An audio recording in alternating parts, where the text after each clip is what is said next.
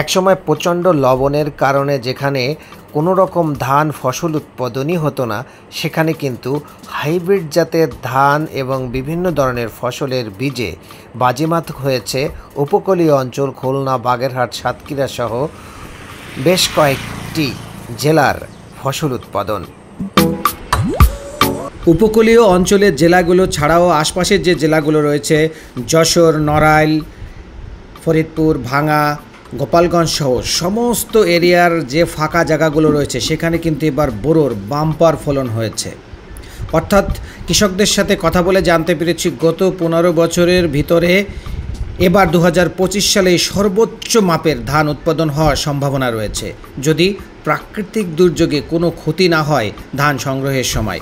তবে আবহাওয়া অধিদপ্তর কিন্তু তেমনই একটা সংকেত দিয়েছেন, রাস্তার দুধারে যেভাবে ধান হয়েছে সেটি যদি সুন্দরভাবে সংগ্রহ করা যায় তাহলে এবার খাদ্য যে দাম অর্থাৎ চালের যে দাম সেটি কিন্তু কিছুটা হলেও নিয়ন্ত্রণে আসার সম্ভাবনা রয়েছে। তবে আগামী 12 দিন যে ঝড় ঝাপটা কালবৈশাখীর সম্ভাবনা রয়েছে, কিছুটা শঙ্কাও রয়েছে কৃষকদের জন্য।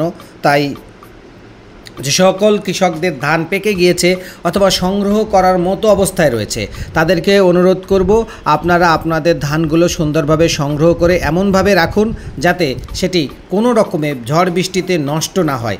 যেহেতু লং টাইম ঝড় বৃষ্টি হওয়ার সম্ভাবনা নাই, বিক্ষিপ্তভাবে দেশের বিভিন্ন অঞ্চল ভিত্তিক এই বৃষ্টি হওয়ার সম্ভাবনা রয়েছে, তাই যাদের ধানগুলো পেকে গেছে বা যেগুলো সংগ্রহ করার সময় হয়েছে আপনারা অবশ্যই সেগুলো তাড়াতাড়ি সংগ্রহ করতে পারেন, কারণ আপনার ধানগুলো না হলে নষ্ট হওয়ার সম্ভাবনা রয়েছে।